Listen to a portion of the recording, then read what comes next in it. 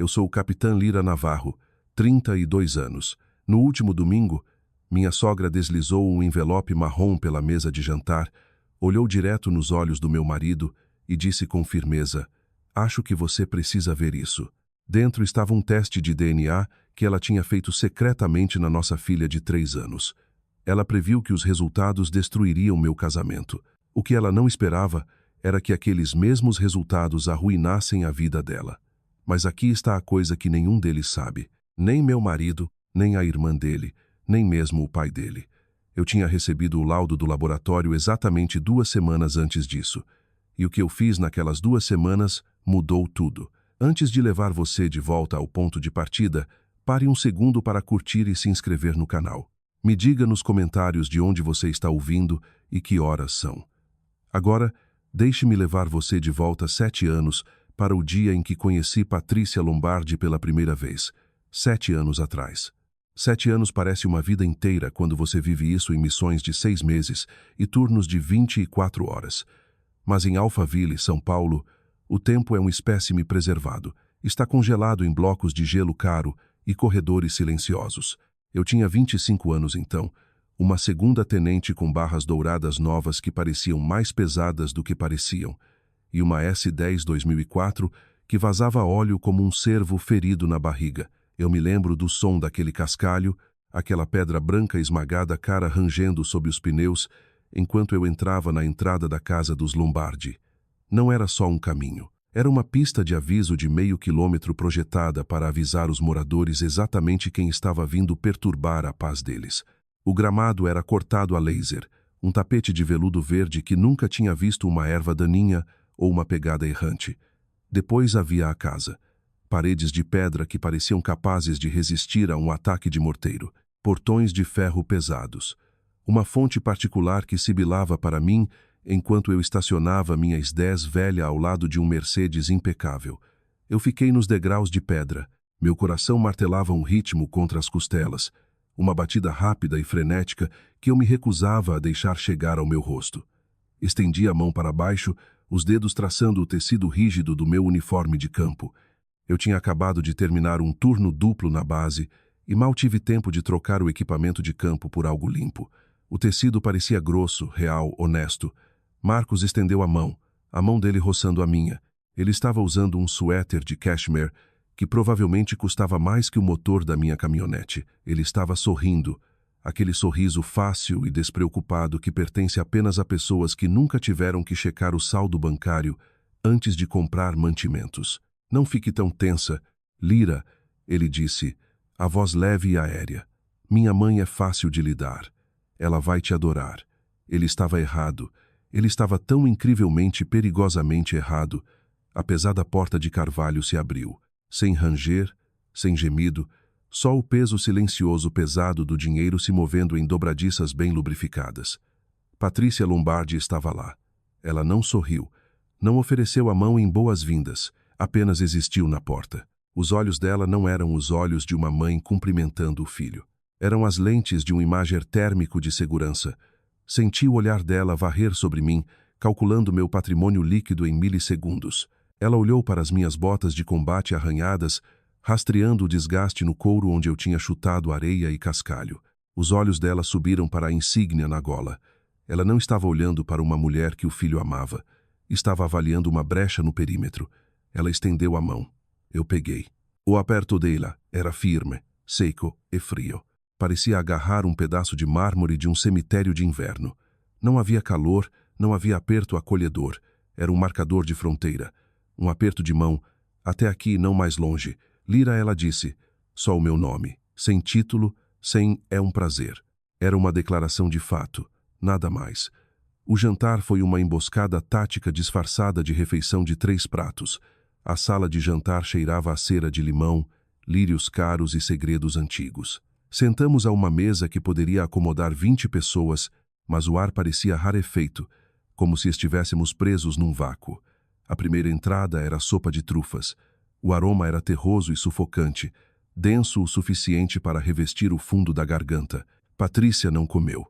Ela observou, pegou uma colher de prata e começou a batê-la, tink, tink, tink, contra a borda da tigela de porcelana. Era o som ritmado de um atirador de elite, verificando o vento. Então Marcos me disse que você cresceu em Campinas. Ela começou. Ela disse Campinas do jeito que um cirurgião descreve um tumor maligno. Eu não recuei. Não olhei para o prato. Sentei ereta, ombros alinhados do jeito que a academia tinha gravado na minha medula. Sim, senhora. A Zona Sul e sua família. Minha mãe era enfermeira. Trabalhou no turno da noite no hospital por 20 anos. Meu pai foi embora quando eu tinha 6 anos. Mantive a voz plana.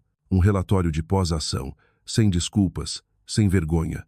Contei a ela a verdade que o exército era meu único bilhete e minha única forma de pagar uma faculdade. Minha única forma de garantir que eu não acabasse como outra estatística numa delegacia de um bairro que esqueceu como ter esperança. Terminei meu relato e coloquei a colher na mesa. Olhei direto nos olhos dela. Vi o pequeno músculo entre as sobrancelhas dela se contrair. Para ela, minha vida não era uma história de sucesso brasileira. Era uma contaminação. Eu era um parasita, uma oportunista de classe baixa tentando entrar no livro-caixa dos Lombardi. Eu podia ver, lá me arquivando sob inaceitável. Patrícia empurrou a tigela de sopa para longe, a prata tilintando alto contra a madeira. Não olhou para Marcos. Manteve os olhos travados nos meus. Então ela fez. Levantou a mão direita e começou a girar lentamente, ritmicamente, o brinco de pérola na orelha direita. Era um gesto sem sentido para qualquer outra pessoa, mas naquele silêncio parecia o clique mecânico de uma arma sendo destravada. Deve ter sido tão difícil para você, ela disse. A voz dela era revestida de uma camada de empatia falsa que parecia graxa industrial. Era o som de um predador tentando fazer você baixar a guarda. Eu conhecia aquele tom. Tinha ouvido em salas de interrogatório e nas bordas de fronteiras perigosas. Ela não estava sentindo por mim. Estava medindo a profundidade do meu desespero. Ela tinha decidido ali mesmo, entre a sopa e a salada, que uma garota que cresceu com vale-refeição e garra não tinha direito de carregar o nome Lombardi. A sentença foi passada antes mesmo do prato principal chegar à mesa. Mais tarde naquela noite, na volta para a base, eu não falei. Marcos estava cantarolando junto com o rádio, completamente alheio, convencido de que a noite tinha sido um triunfo. Eu olhei pela janela para as matas escuras de São Paulo. Pensei sobre o deserto. Pensei sobre as noites que passei mastigando macarrão seco num buraco de raposa, economizando cada centavo do meu soldo de risco só para garantir que as luzes da minha mãe continuassem acesas. Eu tinha sangrado pelo meu país. Tinha suado pela minha patente. Patrícia Lombardi nunca tinha sangrado por nada na vida, mas estava claramente pronta para derramar o meu. Enfiei a mão no bolso do casaco e puxei um pequeno caderno preto. Abri numa página nova. Não escrevi sobre a casa, nem sobre a comida. Anotei os gatilhos dela. Registrei o jeito como ela movia as mãos. Documentei a obsessão dela com linhagem e pureza. Eu não sabia então que 7 anos depois, ela tentaria usar o DNA da minha filha para destruir meu mundo. Mas meus instintos já gritavam para mim. Fechei o caderno e cliquei a caneta. Na minha cabeça, o alarme disparou. Condição vermelha. O perímetro foi violado. A guerra tinha começado oficialmente. No exército falamos sobre buffers, zonas seguras, terras de ninguém. 6 meses depois daquele primeiro jantar em Alphaville, eu achei que tinha construído um. Marcos e eu nos casamos num rápido cartório, principalmente porque eu não queria Patrícia Lombardi transformando meu casamento numa exibição tática da conta bancária dela. Mas ela ainda apareceu. Usava um terninho de seda creme tão próximo do branco que era uma declaração de guerra. Ficou no fundo, os braços cruzados, olhando para o juiz como se ele estivesse condenando o filho dela à prisão perpétua. Ignorei. Tinha sobrevivido ao treinamento básico. Podia sobreviver a uma sogra amarga num terninho off-white. Compramos uma pequena casa de tijolos vermelhos em Campinas. Ficava a 40 minutos da mansão dos Lombardi. Calculei que 40 minutos era uma brecha suficiente para manter um cessar-fogo. Aquela casa era meu orgulho.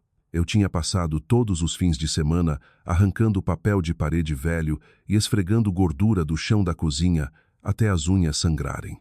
Paguei metade da hipoteca com o soldo de risco que economizei do tempo no exterior. Cada tijolo naquela parede representava uma noite que eu não dormi numa barraca. Mas esqueci uma coisa. Em qualquer sistema de defesa, o ponto mais fraco é sempre o elemento humano.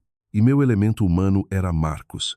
Cheguei em casa numa sexta-feira à tarde por volta das 18h00. O ar estava ficando afiado com o inverno que se aproximava. Estacionei às 10 na entrada de carros e estendi a mão para as chaves, mas a porta da frente já estava destrancada. Meu estômago deu uma volta lenta e pesada. Eu sou uma oficial de inteligência treinada. Não esqueço de trancar portas. Empurrei para dentro, a mão instintivamente plana contra a parede, varrendo o corredor. A casa cheirava errado. Não cheirava as velas de cedro que eu gostava. Cheirava a alvejante industrial e perfume floral pesado. Entrei na cozinha. Minha prateleira de temperos, que eu tinha organizado por frequência de uso, tinha sido esvaziada. Todos os potes agora estavam alinhados no balcão, organizados por cor e tamanho, como soldados em desfile. Fui para o quarto. Meu coração batia num ritmo forte e raivoso. Abri o armário de roupas de cama. Minhas toalhas, que eu geralmente só dobrava e empilhava, tinham sido retiradas. Agora estavam enroladas em cilindros obsessivos e apertados e arrumadas por tom. Era uma violação. Era como se alguém tivesse enfiado a mão no meu cérebro e decidido que meus pensamentos eram bagunçados demais. Aí está você, Lira. Patrícia estava sentada no meu sofá. Segurava uma xícara de chá numa das minhas canecas, aquela com a alça lascada que ela tinha zombado. Parecia completamente em casa. Parecia que era dona do ar que eu respirava. Notei que o lugar estava um pouco negligenciado. Ela disse, a voz suave como óleo. Achei que podia ajudar você a se organizar. Uma mulher na sua posição claramente não teve tempo de aprender a manter uma casa adequada. Senti o sangue sumir do meu rosto. Minhas mãos tremiam. Então enfiei nos bolsos. Não gritei. Não a expulsei. Esperei até ela ir embora. Depois esperei Marcos chegar em casa. Quando o confrontei, ele nem olhou para mim. Sentou à mesa da cozinha, folheando uma revista de esportes, os ombros curvados. Ela tem uma chave, Marcos. Você deu uma chave para ela. É para emergências, Lira, murmurou ele. Ela só quis ajudar. É só o jeito dela. Deixa pra lá em nome da paz, tá bom? Não transforma isso numa coisa. Ele tinha aberto os portões. Tinha entregado ao inimigo o mapa do nosso santuário e me dito para ser grata pela invasão. Percebi então que meu marido não tinha coluna. Tinha um espaguete molhado onde devia haver coragem. O golpe real veio em novembro. No Natal, na mansão dos Lombardi. A mesa era um mar de cristal e prata que captava a luz como vidro irregular. Toda a família estendida de Marcos estava lá, incluindo tia Margarida, uma mulher cuja cara parecia esculpida de uma maçã azeda. Todos comiam o pernil caro e bebiam o vinho vintage que o último projeto de Marcos tinha pago. Um projeto, devo acrescentar, que eu passei 3 noites ajudando ele a consertar porque a boca dele estava caindo aos pedaços. Sentei no canto da mesa, bebericando um copo de água pura. Senti o peso do julgamento deles. Era uma pressão física, como estar no fundo de uma piscina profunda. Patrícia se levantou na cabeceira da mesa. Segurou a taça de vinho alto, o líquido vermelho escuro brilhando. A sala ficou em silêncio mortal. Até o som da calefação pareceu parar. Um brinde, anunciou Patrícia. Não olhou para mim. Olhou para a sala, os olhos brilhando com um tipo cruel de energia. A Marcos, nosso brilhante Marcos, um homem tão gentil, tão generoso que está disposto a se contentar. Um homem que, como todos sabemos, poderia ter casado com qualquer uma mesmo. O silêncio durou um batimento cardíaco. Então tia Margarida soltou uma risadinha seca e aguda do canto. O resto da mesa se juntou.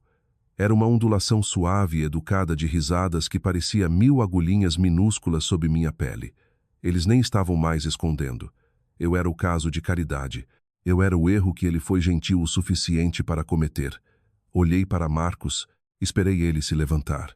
Esperei ele mandar eles calarem a boca. Esperei ele dizer que a esposa dele era uma capitã do exército brasileiro e merecia respeito. Marcos não levantou o olhar. Pegou um pedaço de pernil e encarou o prato, o rosto ficando um vermelho opaco e envergonhado. Não disse nada, nem segurou minha mão. Peguei o garfo e espetei um pedaço de carne no meu prato. Não chorei. Eu não choro, mas naquele momento, algo dentro de mim morreu.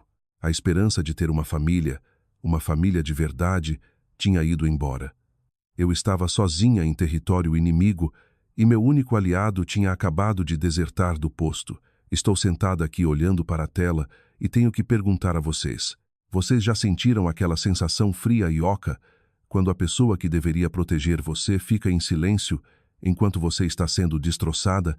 Se você já passou por isso, se sabe como é lidar com uma família tóxica que acha que é melhor que você, por favor dê like e se inscreva. Isso me ajuda a saber que não estou contando essa história para uma sala vazia. Comente, não sozinha abaixo se você já teve que lutar essa batalha sozinha. Seu apoio significa tudo para mim. Olhei para a Patrícia do outro lado da mesa. Ela estava sorrindo para mim agora. Um sorriso de vencedora. Não sorri de volta. Apenas observei ela.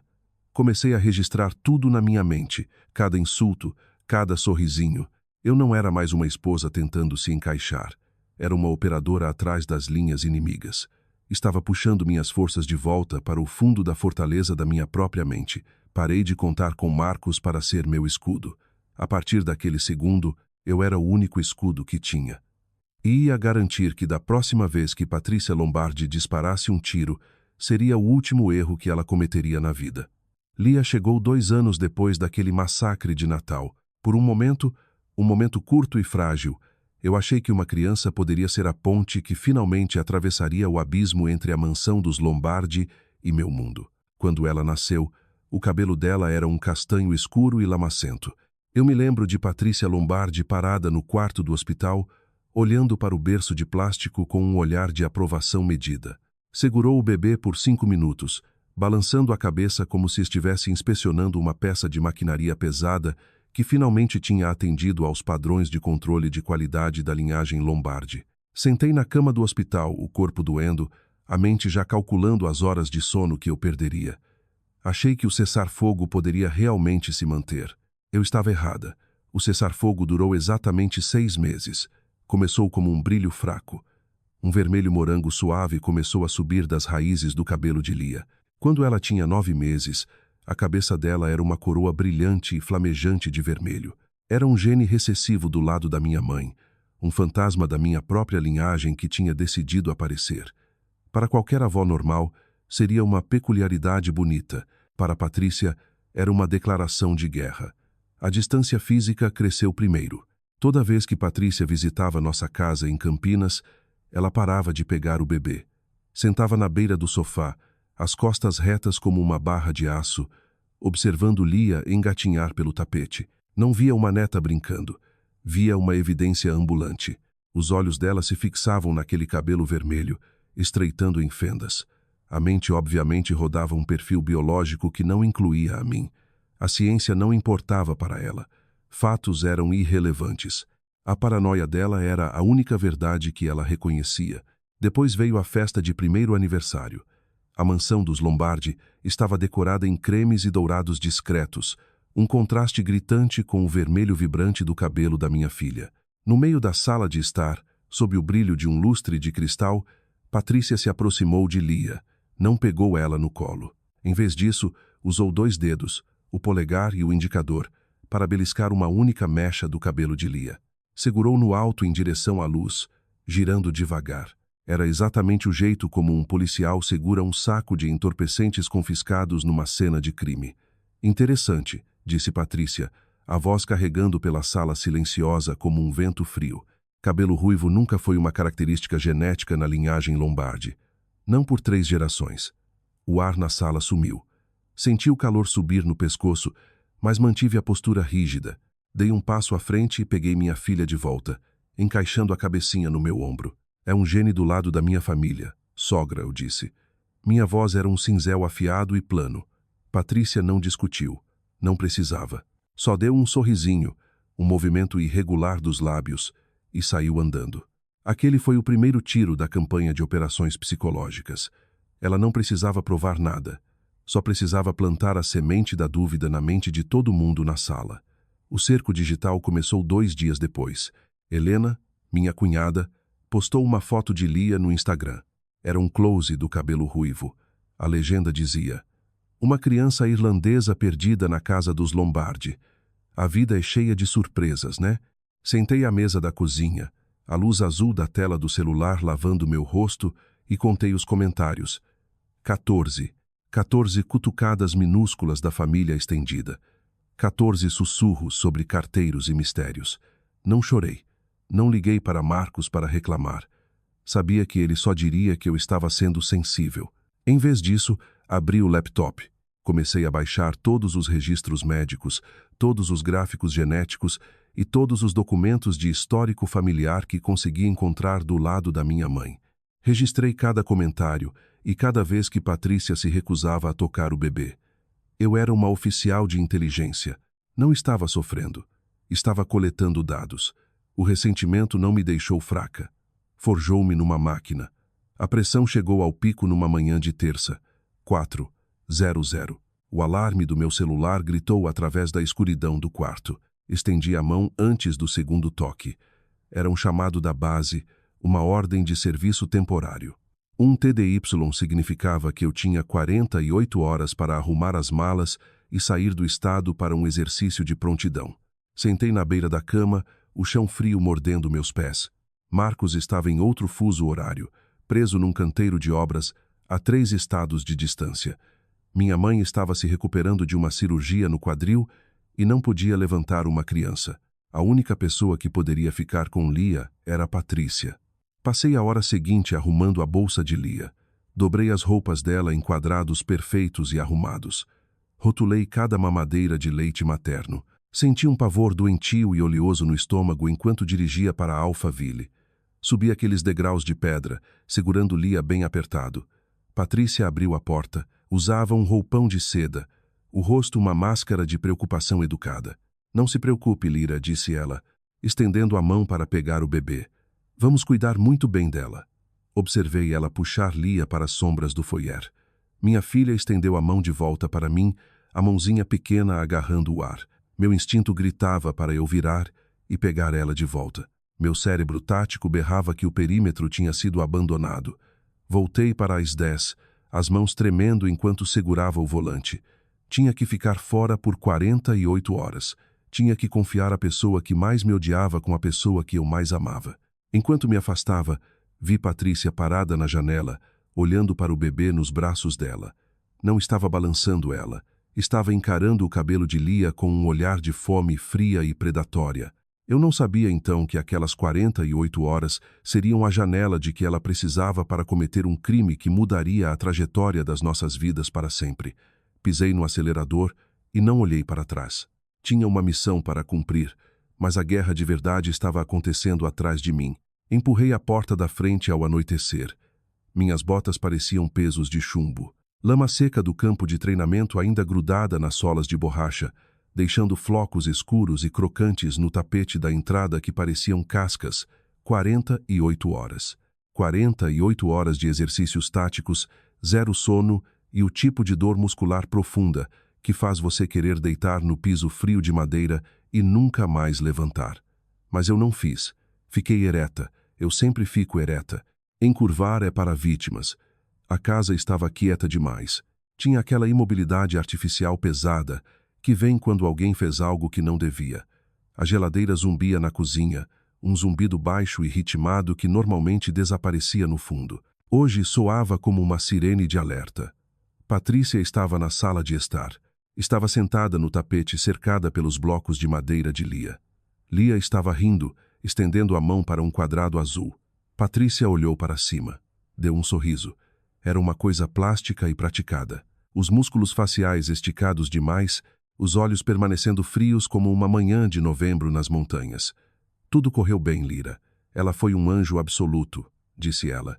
A voz subiu meia oitava, um tique nervoso numa sala de interrogatório. Aquela mudança de tom era onde as mentiras começavam a vazar. Era o som de culpa embrulhada em seda. Só balancei a cabeça. Soltei a bolsa de equipamentos perto da porta com um tude pesado. Meu único objetivo era pegar uma mamadeira de leite para minha filha. Entrei na cozinha. Meus olhos fizeram o que sempre fazem. Varriam a sala. Alvos de alto valor primeiro. Foi quando vi a lacuna. O escorredor de pratos estava cheio de pratos limpos, mas o canto direito mais distante estava vazio. A xícara plástica azul de Lia. Aquela com o canudinho de silicone macio estava faltando. Verifiquei a lava-louças. Nada. Abri o armário onde guardávamos os itens de bebê. Não estava lá. Meu estômago apertou. Aquela xícara não era só plástico. Era um reservatório. Estava coberta de saliva de Lia, das células dela, do DNA dela.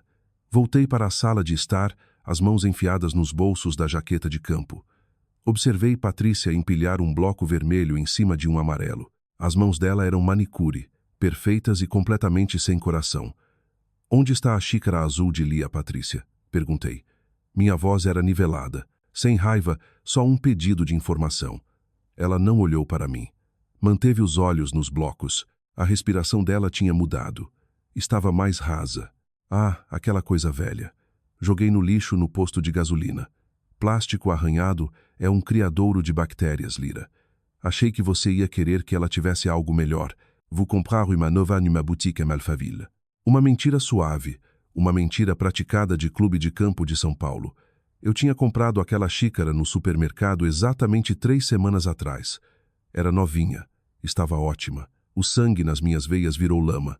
Ela não jogou fora. Tinha guardado. Eu precisava de mais. Respirei, deixando o cheiro do perfume de lavanda dela me acertar. Era denso e enjoativo. Inventei uma desculpa sobre precisar de um lenço umedecido. Dei um passo em direção à poltrona, onde a bolsa de couro de grife dela estava. O zíper estava meio aberto. Eu sei como revistar um perímetro sem deixar rastros. Enfiei um dedo no forro. Meu coração pulou uma batida.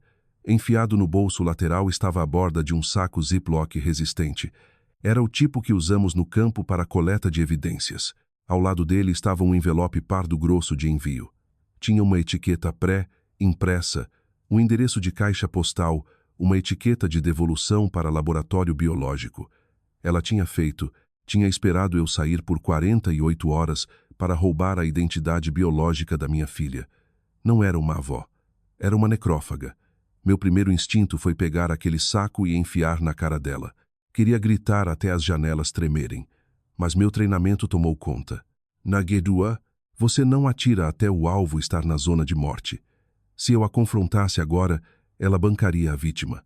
Choraria para Marcos. Diria que só estava curiosa sobre a árvore genealógica. Marcos acreditaria nela. Sempre acreditava nela em vez de mim. Eu não tinha prova legal. Ainda não. Puxei a mão de volta e alisei a jaqueta. Caminhei até Lia e peguei ela no colo. Ela cheirava a shampoo de bebê e casa. Olhei para Patrícia. Deixei um sorrisinho vazio tocar meus lábios. Obrigada por cuidar dela, Patrícia. Agradeço a ajuda, eu disse. Cada palavra parecia que eu estava engolindo vidro quebrado. Claro, querida. Família cuida da família. Ela se levantou, alisando as calças caras. Pegou a bolsa, o DNA roubado chacoalhando dentro, e caminhou em direção à porta. Fiquei na varanda e observei as luzes traseiras dela sumirem na escuridão. O ar da noite estava frio, cortando minha camisa fina. Não me mexi até a rua ficar vazia. Entrei e tranquei a porta. Não só girei a tranca, enganchei a corrente de segurança. Fui para a cozinha e olhei para o espaço vazio no escorredor de pratos. Ela achava que era quem segurava as cartas. Estava errada. Eu não era uma vítima. Era uma capitã do exército brasileiro e ela tinha acabado de me entregar a munição de que eu precisava para enterrar o império dela. Sentei à mesa da cozinha e abri meu caderno preto. Não escrevi sobre como me sentia. Anotei a hora, a data e o endereço do laboratório que eu tinha memorizado do envelope pardo. Olhei para o telefone no balcão. Estava silencioso. Meu cérebro estava preso num loop. Condição vermelha. Esperei o chamado inevitável. 3 semanas de silêncio. Silêncio é um tipo especial de inferno, quando você está esperando uma bomba explodir. Passei aqueles 21 dias me movendo como um fantasma pela minha própria vida. Cozinhei o jantar. Dobrei roupa. Beijei Marcos, mas eu não estava lá. Era uma casca oca, olhos constantemente voltando para o celular toda vez que a tela piscava. A tensão era um peso físico. Uma corda grossa enrolada na minha garganta, apertando toda vez que Patrícia ligava para saber de Lia com aquela voz açucarada e oleosa falsa. Ela estava esperando, e eu também. A brecha veio numa tarde de quinta. 14.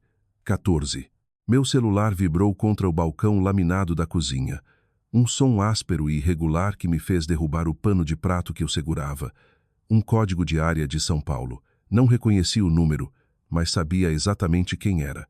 Respirei fundo, deixando o ar se acomodar nos pulmões, e atendi. Minha voz era plana, profissional. Aqui é Lira Navarro, eu disse. Sará Navarro. Meu nome é David.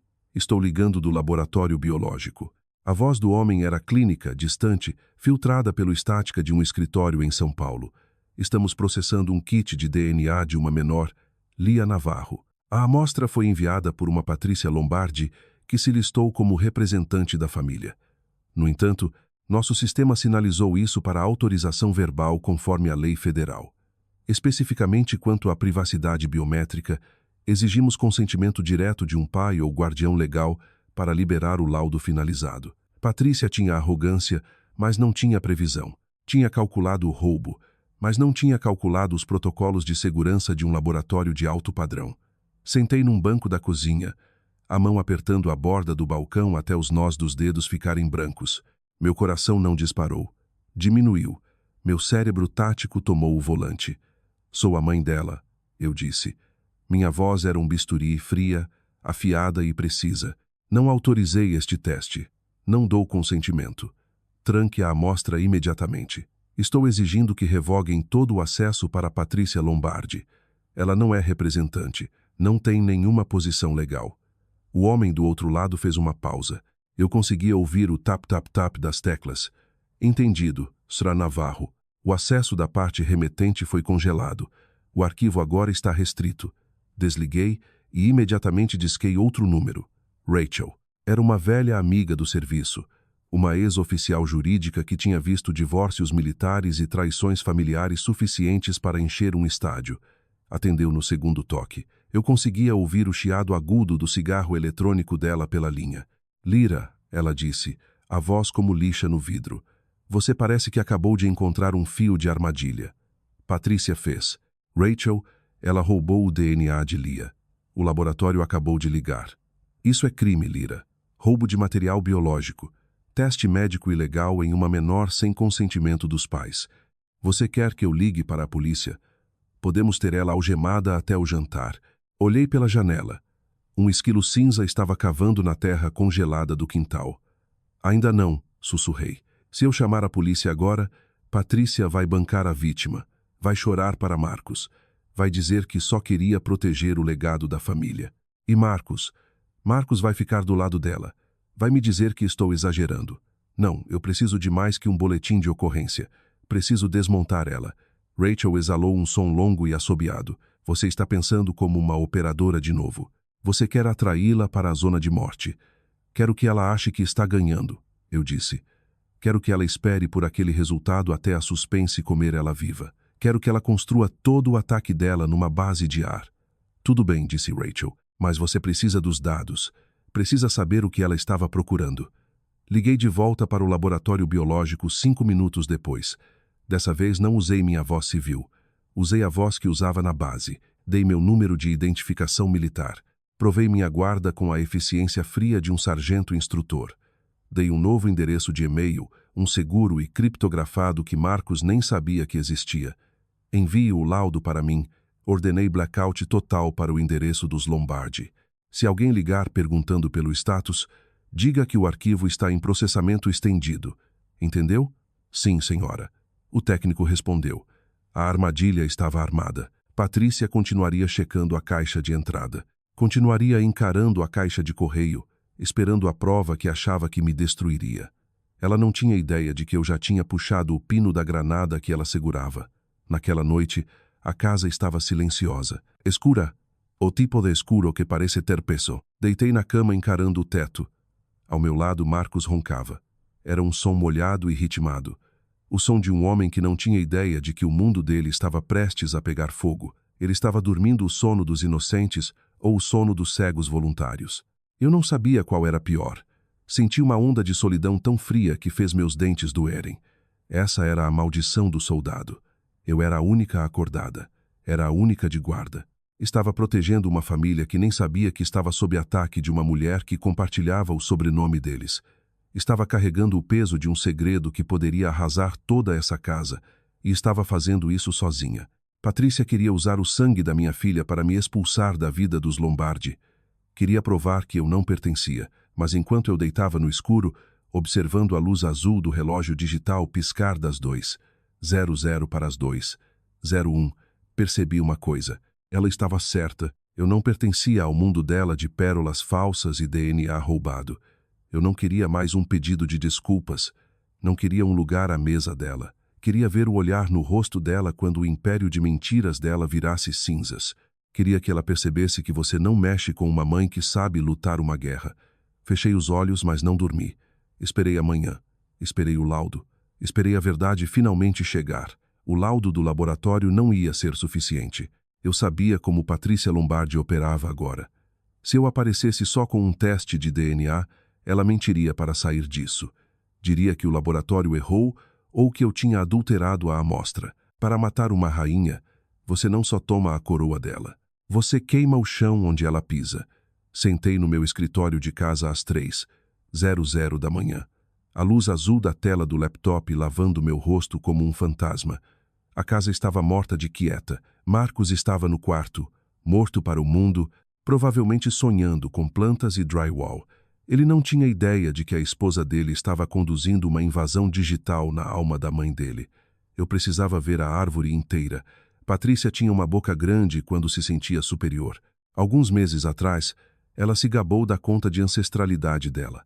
Chamou de pedigree digital, uma forma de provar que a linhagem dos Lombardi era pura como o inverno de São Paulo. Achava que estava sendo sofisticada.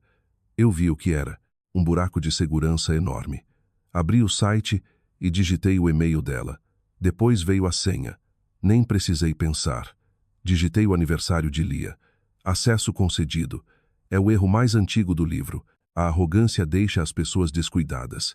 Patrícia odiava minha filha, mas era obcecada pelo nascimento dela como um marco no próprio legado. Usava a vida de Lia como chave para os próprios segredos. Comecei a clicar nas correspondências dela. A maioria eram primos distantes, pessoas brancas ricas em Minas ou no Rio. Mas então vi um ponto de exclamação vermelho piscando no topo da lista. Uma correspondência nova. Uma probabilidade alta que tinha aparecido apenas uma semana atrás. O nome era Tiago M. Idade 36. Localização Porto Alegre. Cliquei. A estimativa de parentesco me acertou como um golpe físico. 25% de correspondência. Família imediata. Abaixo disso, a divisão específica previa meio-irmão de Marcos Lombardi. Inclinei para frente, os olhos ardendo do brilho. Fiz a conta. 36 anos atrás, Patrícia teria 25. Isso foi 2 anos antes de ela conhecer Walter Lombardi. 2 anos antes de ela virar a rainha de Alphaville. Ela teve um filho secreto que tinha enterrado em Porto Alegre e apagado dos registros como uma mancha num tapete branco. Tinha descartado a própria carne e sangue para casar com os milhões dos Lombardi. Depois passou as 3 décadas seguintes bancando a Virgem Santa. Cliquei nos membros da família vinculados de Tiago M. Havia uma outra conexão, uma pessoa que tinha ajudado ele a encontrar o caminho de volta para essa trilha digital. Margarida R. Tia Margarida. A hipocrisia era grossa o suficiente para engasgar. Aquela mulher de cara azeda tinha sentado do outro lado de mim no Natal, rindo enquanto Patrícia destroçava minha dignidade. Ela sabia que tinha ajudado Patrícia a esconder o bebê, tinha assistido a irmã descartar um ser humano para garantir uma conta bancária, e depois teve a cara de pau de olhar para baixo para mim porque eu crescia em Campinas. Eles não eram uma família. Eram uma quadrilha disfarçada em pérolas. Mas havia mais uma peça no quebra-cabeça. Uma coisa que explicava por que Patrícia tinha virado uma predadora. O segundo que o cabelo da minha filha começou a mudar. Cliquei no perfil público de Tiago M. Ele tinha enviado uma foto. Era uma imagem granulada de um homem parado em frente a uma cafeteria em Porto Alegre. Tinha um rosto gentil. Tinha o queixo de Marcos e uma juba grossa e inconfundível de cabelo ruivo morango. A verdade me acertou com tanta força que me sentia enjoada. Patrícia Lombardi era a portadora. Era o motivo de Lia ter cabelo ruivo. Ela não suspeitava que eu tinha traído. Nunca suspeitou. Sabia exatamente de onde vinha aquele cabelo ruivo no momento em que viu. Toda vez que olhava para minha filha, não via uma criança de estranho. Via o fantasma do filho que tinha abandonado 36 anos atrás. Lia era um lembrete vivo e respirante do maior pecado dela. Para manter o segredo, ela decidiu que tinha que nos destruir. Tentou me enquadrar por infidelidade para encobrir o fato de que a linhagem pura dela era construída sobre uma mentira. A malícia disso era de tirar o fôlego. Estava disposta a arruinar meu casamento e tirar o pai da minha filha só para proteger a própria vaidade. Não era só mesquinho, era maligno, era o tipo de ódio que vai até o osso. Estou sentada aqui no escuro e percebo que algumas pessoas vão queimar todo o seu mundo só para manter as próprias mentiras de não fumegarem. Isso me faz perguntar quantos de vocês aí fora já foram o bode expiatório da bagunça escondida de outra pessoa. Se você consegue sentir a fúria fria na minha voz agora, dê like e se inscreva. Preciso de vocês comigo para o que vem a seguir. Comente fantasma, se você já lidou com um segredo de família que era para enterrar você. Estou lendo cada um. Estendi a mão e apertei o comando de imprimir. A impressora no canto gemeu, cuspindo páginas de correspondências genéticas e registros de nascimento de Tiago M. O papel estava quente quando puxei da bandeja. Juntei com o laudo do laboratório biológico. Peguei um envelope pardo cinza pesado e enfiei os documentos dentro. Sem rótulos, sem nomes. Não sentia mais raiva. O calor tinha se transformado num diamante frio e duro de intenção. Eu não era mais a garota de Campinas tentando sobreviver. Era a pessoa segurando o detonador. Patrícia tinha passado 7 anos tentando me fazer sentir pequena. Tinha tentado roubar a xícara da minha filha para provar um ponto. Agora eu tinha o único ponto que importava. Enfiei o envelope na bolsa do laptop e levantei. Olhei para o relógio. 4:15 da manhã. Domingo. Em 12 horas, estávamos programados para o jantar na mansão. Patrícia achava que estava preparando um banquete para celebrar minha queda. Não tinha ideia de que estava arrumando a mesa para a própria execução. Caminhei para o quarto e observei Marcos dormir. Pela primeira vez, não me senti sozinha. Me senti pronta. Amanhã, o nome Lombardi ia significar algo muito diferente. Fechei os olhos e contei os segundos. A guerra estava quase no fim. Domingo, dia do julgamento. Não peguei meu uniforme de gala. Não precisava das barras prateadas nem dos vincos impecáveis do meu azul para me sentir soldado.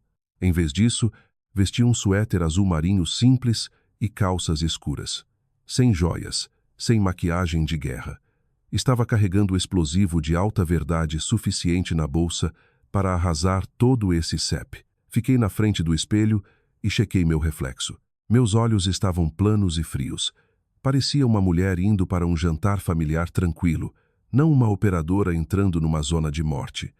Peguei o envelope pardo cinza pesado da mesa e enfiei fundo na bolsa. Parecia sólido, pesado, real. A viagem para Alphaville foi 40 minutos de silêncio, pontuados apenas pelas reclamações de Marcos. Ele segurava o volante do SUV, desabafando sobre a insistência da mãe dele nessas reuniões familiares obrigatórias. Não tinha ideia. Estava nos dirigindo direto para um terremoto, reclamando do trânsito enquanto as placas tectônicas sob a vida dele já estavam se movendo. Recostei a cabeça na janela e observei o céu cinza de São Paulo. 14 dias. 14 dias. Eu tinha sentado sobre esse segredo. 14 dias observando Patrícia Lombardi bancar a avó carinhosa no FaceTime, a voz pingando aquela falsa calidez açucarada. Era hora de acabar com o teatro. Entramos na entrada de carros. O cascalho branco rangeu sob os pneus, um som seco e esquelético. Caminhamos pela porta da frente e o ar me acertou como um peso físico. Era denso, enjoativo. Cheirava a pernil caro assado e velas pesadas de cera de abelha. A mansão dos Lombardi era um museu de artefatos de dinheiro antigo, um lugar onde a podridão era sempre coberta por uma camada fresca de cera de limão. Walter sentava na ponta da longa mesa de carvalho. Parecia cinza, os ombros curvados como se o peso do nome Lombardi finalmente o esmagasse. Helena estava no lugar de sempre, o rosto iluminado pela luz azul do celular, o polegar rolando com um tique ritmado e entediado. Depois havia Patrícia. Sentava na cabeceira da mesa, o trono. Tinha o cabelo preso num coque agressivo e apertado que parecia doer. No pescoço, o colar de 3 voltas de pérolas, a armadura, a assinatura dela. Parecia uma general que já tinha visto os papéis de rendição.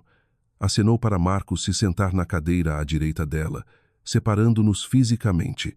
Empurrou-me para a ponta distante perto de Helena. Sentei. Não recostei. Não fiquei confortável. Cruzei os dedos no colo e esperei. Observei ela respirar. O peito dela subia em arquejos curtos e rasos. Os olhos dela continuavam disparando para a bolsa de grife no assento vazio ao lado. Estava vibrando com uma excitação de alta frequência. O predador estava pronto. Achava que tinha me encurralado. O prato principal foi um borrão de prata e tensão. O único som na sala era o tique oco ritmado do relógio de pêndulo no foyer e o raspado afiapre yonduci, yomberos, yoniumberuzero e o regular de facas contra a porcelana. O som era insuportável. Parecia uma agulha arranhando meus dentes. Patrícia mal tocou no pernil. A gordura no prato dela começou a virar uma película branca fria enquanto esperava. Estava ocupada demais provando o sangue que achava que estava chegando. Quando os pratos foram retirados, o ar na sala pareceu sumir. Virou um vácuo. Patrícia se levantou. As pernas da cadeira pesada de carvalho rangeram contra o piso. Um som como uma lâmina numa pedra molhada. Walter olhou para cima, assustado. Helena finalmente largou o celular. Antes de trazer a sobremesa, tenho algo que preciso compartilhar, anunciou Patrícia. A voz dela era firme, mas eu conseguia ouvir a emoção por baixo. A caçada tinha acabado. Enfiou a mão na bolsa e puxou um envelope pardo. Era fino, frágil. Não era o saco de evidências resistente que eu tinha visto na bolsa dela 3 semanas atrás. Isso era um placeholder, um adereço para a mentira que ela estava prestes a contar. Segurou no alto um troféu para a sala inteira ver. "O que é isso, Patrícia?" perguntou Walter, a voz baixa e cansada. Patrícia ignorou ele. Olhou direto para mim. Um sorriso cruel e triunfante se espalhou pelo rosto dela. Era o sorriso de alguém que tinha acabado de vencer uma guerra que nem percebia que estava perdendo. "Esta é a verdade", disse ela. "São os resultados do DNA." Para Lia. A sala ficou fria. Marcos parou de respirar. O garfo dele caiu, batendo no prato com um tilintar metálico afiado que pareceu ecoar por uma eternidade. Olhou para a mãe, depois para o envelope, o rosto virando um tom cinza pálido e doentio. Patrícia não esperou resposta. Deslizou lentamente o envelope pela mesa de carvalho polida, empurrando-o na direção de Marcos. Moveu-se com um som seco e áspero, parando bem contra a mão dele. "Sem ofensa, querido", disse Patrícia, os olhos dela travados nos meus. A voz era como fruta podre, doce e nojenta. "Mas esta família merece a verdade. Todos sabemos que cabelo ruivo não é uma característica dos Lombardi. Nunca foi. Marcos tem o direito de saber se aquela criança é realmente do sangue dele. Ela tinha feito a execução pública. Tinha me marcado como mentirosa e traidora na frente do marido e dos filhos dela." Tia Margarida soltou uma risadinha aguda e seca do canto. A boca de Walter ficou aberta em choque. Marcos virou para mim. Os olhos dele estavam arregalados, cheios de choque e o começo de uma suspeita feia e escura. Parecia que estava vendo uma estranha. "Abra, Marcos", ordenou Patrícia. A voz dela era afiada agora. O veludo tinha ido embora. O ferro estava à mostra. Não pisquei. Não me defendi. Não disse uma palavra. Apenas fiquei ali, as mãos planas nas coxas observando ela. Inclinei para trás 1 centímetro. Deixei o silêncio se esticar até quase ficar alto. Observei as pérolas falsas ao redor do pescoço dela subirem e descerem com a respiração. A armadilha estava aberta. Ela tinha acabado de pisar bem no centro do campo minado.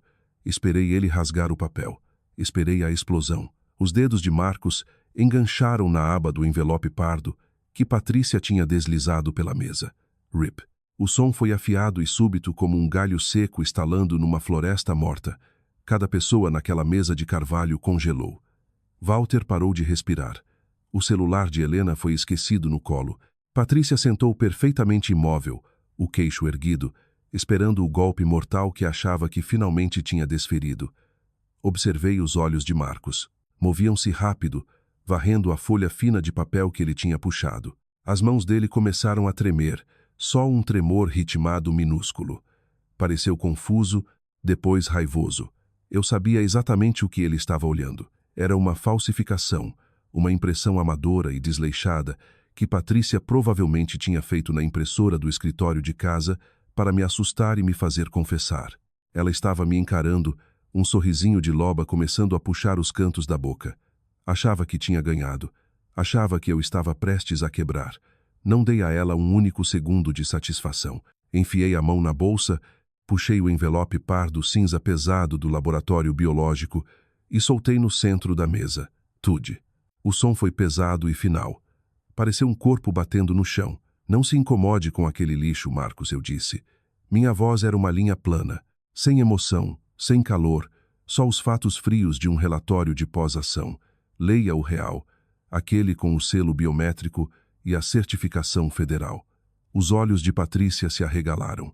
O sangue sumiu do rosto dela tão rápido que ela parecia uma figura de cera derretendo sob as luzes da sala de jantar. O maxilar dela não só caiu, ficou frouxo, olhou para o envelope pesado que eu tinha acabado de produzir. A respiração engasgando na garganta com um som molhado e rouco. Abra, Marcos, eu ordenei. Não era um pedido, era uma ordem. Marcos soltou a folha falsa. As mãos dele estavam atrapalhadas agora, os movimentos irregulares enquanto rasgava o selo resistente do laudo do laboratório biológico. Puxou a pilha grossa de documentos. Virou para a primeira página, os olhos travados no texto em negrito no final. 9.998%, Marcos sussurrou. A voz dele estava rachada, quase inaudível sobre o zumbido da calefação. Ela é minha. Lia é minha. O silêncio que se seguiu foi um vácuo. Patrícia se lançou sobre a mesa, as mangas de seda arrastando numa tigela de molho de pernil congelado. Isso é mentira. É um erro. Me dá esse papel. A voz dela era um guincho estridente e desesperado. Estendeu a mão para o laudo, as unhas manicuradas arranhando o carvalho. Marcos não deixou ela tocar. Puxou a pasta de volta, o rosto virando um tom vermelho escuro e perigoso. Levantou, a cadeira voando para trás e batendo no aparador. Cala a boca, mãe. Foi a primeira vez em 30 anos que ele levantou a voz para ela. O som ecoou pela mansão como um tiro. Patrícia congelou, a mão a meio caminho da garganta. Começou a tremer. Os dedos foram para a orelha direita, girando obsessivamente o brinco de pérola. Um erro, o cabelo. Não faz sentido, gaguejou ela, os olhos disparando pela sala, procurando uma saída que não existia. Levantei devagar. Não precisava gritar. Deixei o silêncio fazer o trabalho. Era preciso, Patrícia, cada ponto decimal, porque eu fui a que interceptou seu projetinho científico ilegal 2 semanas atrás. Eu fui a que o laboratório ligou para a autorização, não você. Inclinei sobre a mesa, minha sombra cobrindo o prato de pernil frio e gorduroso dela. O que você fez é roubo de material biológico. É uma violação das leis federais de privacidade. Em alguns estados, isso é passagem direta para uma cela federal. Você tem sorte de eu ser uma oficial e não uma vingadora. O rosto de Patrícia estava branco. Parecia que estava tendo um derrame. Mas eu não tinha acabado. Num ataque tático, você não para até a estrutura de comando do inimigo estar em ruínas. Marcos, eu disse, os olhos travados em Patrícia. Vire para a página 4, a correspondência de linhagem estendida. Marcos folheou as páginas, a respiração pesada e irregular. Parou no topo da 4ª folha. Vi o momento em que a verdade o acertou. Foi um golpe físico. Ele recuou 1 centímetro, os olhos se arregalando até parecerem que iam saltar do crânio. Tiago M. Marcos leu o nome em voz alta. Pareceu uma maldição. 36 anos. Porto Alegre. Parentesco meio-irmão. A mesa ficou morta. Walter, um homem que tinha passado 30 anos acreditando que sabia tudo sobre a esposa, olhou para o papel. Depois olhou para Patrícia. Não disse uma palavra, mas os dentes dele rangiam tão forte que eu conseguia ouvir o esmalte estalando. Quem é Tiago, Patrícia? A voz de Walter era um rosnado baixo e aterrorizante. Patrícia desabou na cadeira. A coluna, aquela barra de aço que ela tinha usado para olhar de cima para mim por 7 anos, finalmente quebrou. Olhou para Margarida. A irmã dela se levantou, o rosto uma máscara de covardia, já procurando a porta. Patrícia não, tia Margarida sussurrou, mas era tarde demais. Walter bateu o punho na mesa. Os copos de cristal pularam e tilintaram. 36 anos. Você teve um filho e jogou ele em Porto Alegre só para garantir uma aliança dos Lombardi. Passou 30 anos mentindo na minha cara. Patrícia não respondeu para ele. Virou a cabeça e olhou para mim, um lampejo daquela velha malícia narcisista ainda queimando nos olhos. Isso é culpa sua. Você fez isso para me arruinar. Você planejou isso. Marcos não deu espaço para ela. Pegou o celular e jogou na mesa. Deslizou pela madeira e parou bem na frente dela. Na tela estava uma foto digitalizada granulada dos anos 80. Era uma foto de uma jovem parada num parque. Tinha 20 anos. Estava sorrindo e tinha uma juba selvagem e grossa de cabelo ruivo morango. Lira não fez nada, mãe, disse Marcos. A voz dele era fria. Final. Você fez isso. Jogou seu próprio filho fora porque ele lembrava uma vida que você queria enterrar. E quando viu aquele mesmo cabelo ruivo na minha filha, tentou destruir minha esposa porque estava aterrorizada que sua própria sujeira viesse à tona. Marcos olhou para a foto, depois para a mulher quebrada nas pérolas. Você passou 40 anos tingindo o cabelo para esconder quem você é.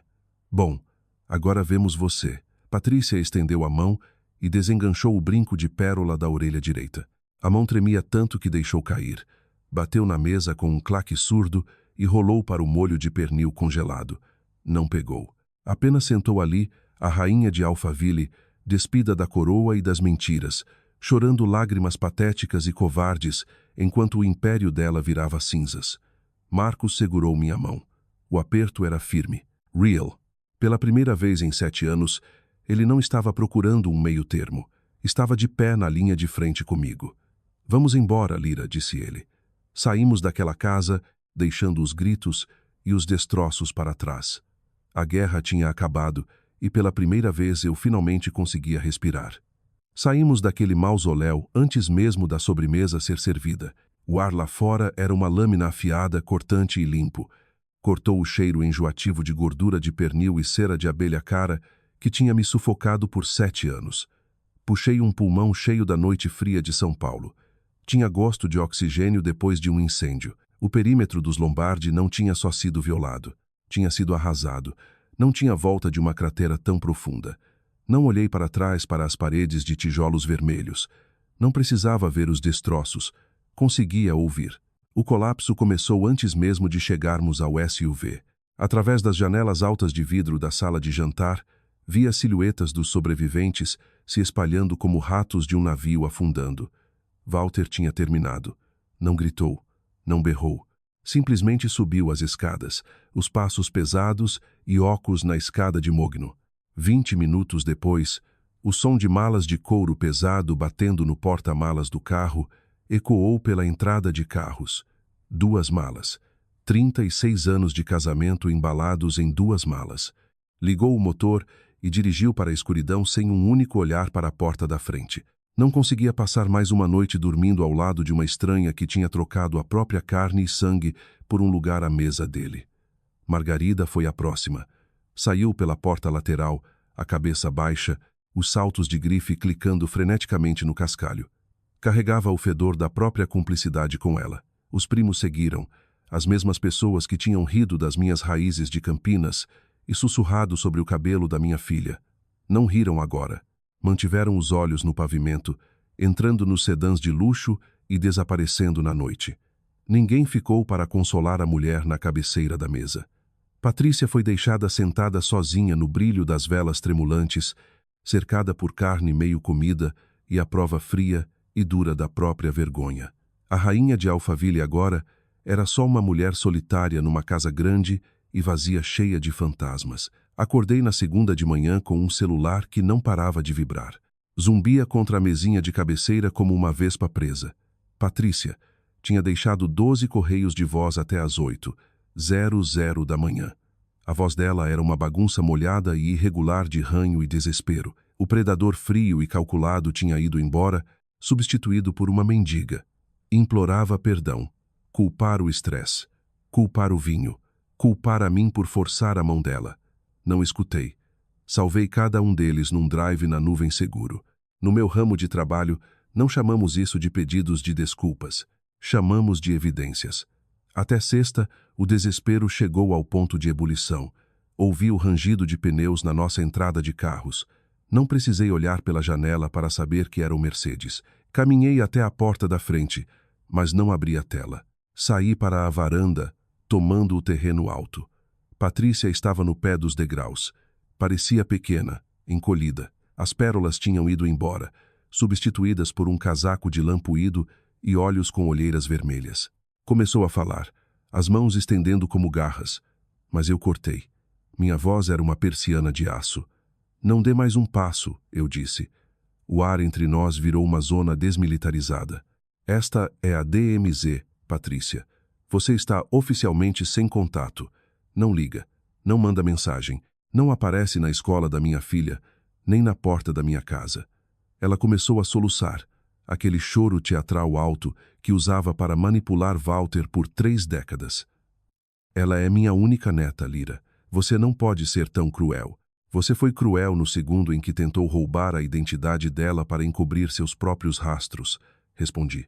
Inclinei sobre o corrimão, minha sombra caindo sobre ela como um cobertor pesado. Se você cruzar essa linha, eu não ligo para Marcos. Ligo para a polícia. Tenho os laudos do laboratório. Tenho as gravações de você admitindo o roubo. Vou ter uma ordem de restrição na sua mesa, até o pôr do sol. Entendeu?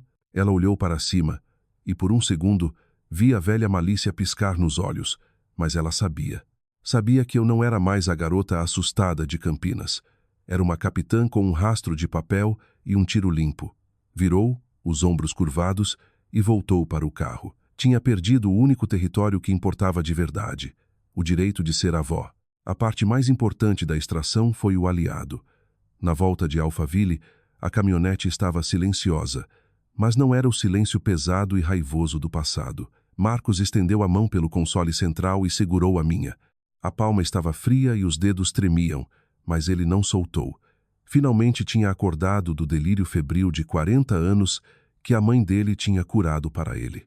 Tinha visto o monstro atrás das pérolas e não tinha volta. Me desculpe, sussurrou. As palavras eram pequenas, mas tinham o peso de uma montanha. Eu deveria ter ficado na sua frente, deveria ter visto. Só balancei a cabeça. Não precisava de um discurso emocional longo. Sou uma soldado, valorizo a ação sobre as palavras. O jeito como ele tinha batido aquela foto na mesa, aquilo era o único pedido de desculpas de que eu precisava. Tinha escolhido o perímetro. Finalmente estava do lado certo do arame. Quando chegamos em casa, a limpeza começou. Movia-me pela nossa casa de tijolos vermelhos como uma equipe de busca e destruição. Tirei as cortinas que Patrícia tinha sugerido. Joguei fora as tigelas de porcelana superfaturadas que ela tinha comprado para elevar nossa cozinha. Troquei as fechaduras digitais das portas da frente e de trás. Cada traço da influência dela foi ensacado e arrastado para a calçada. O jeito Lombardi estava morto.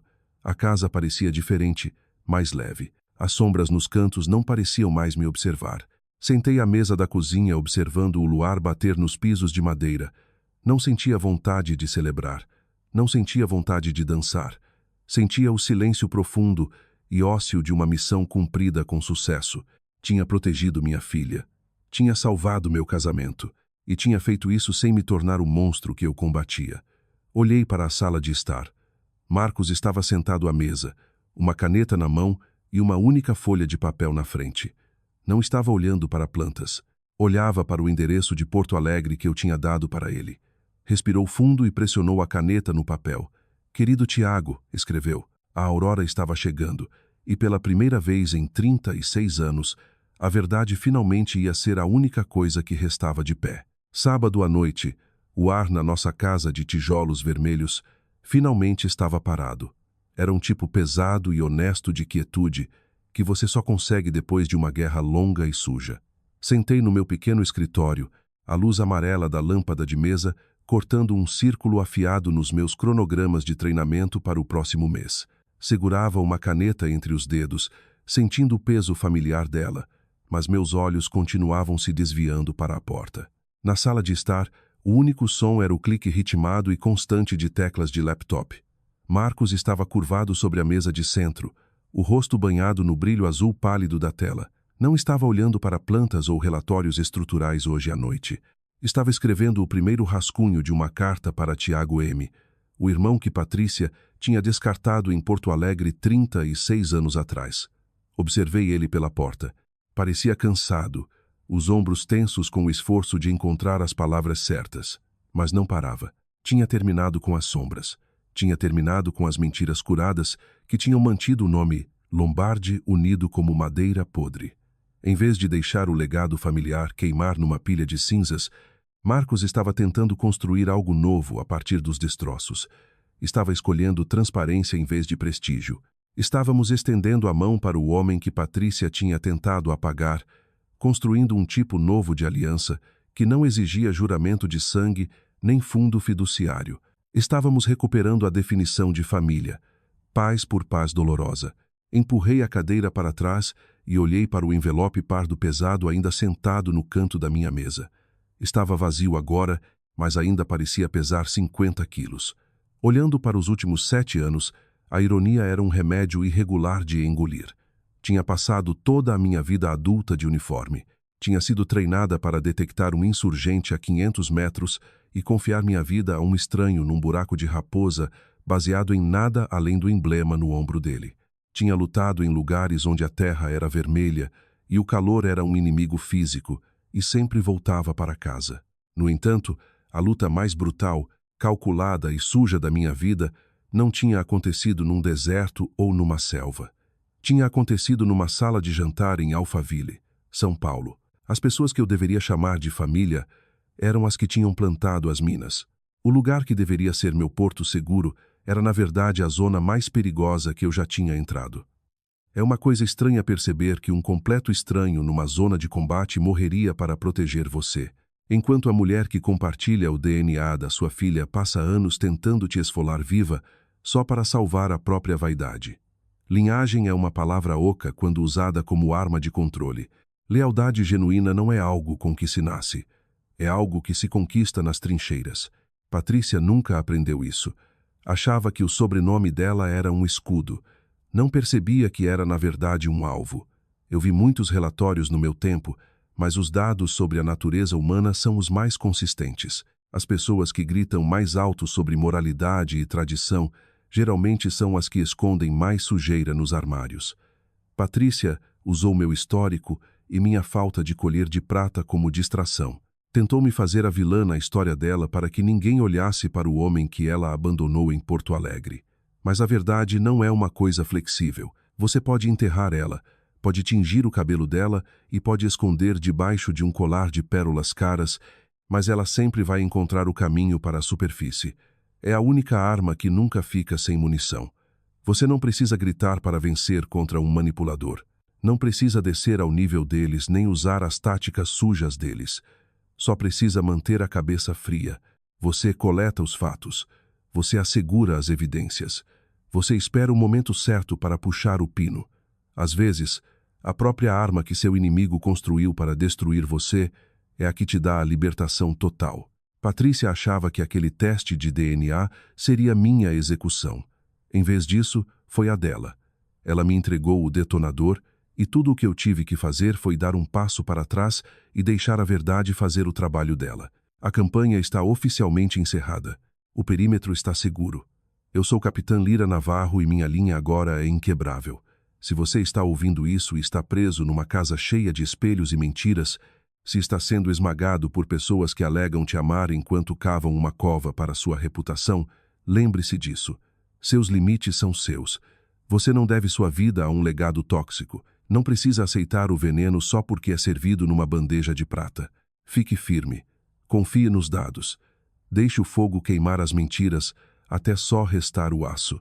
Obrigada por sentar comigo nesta sala.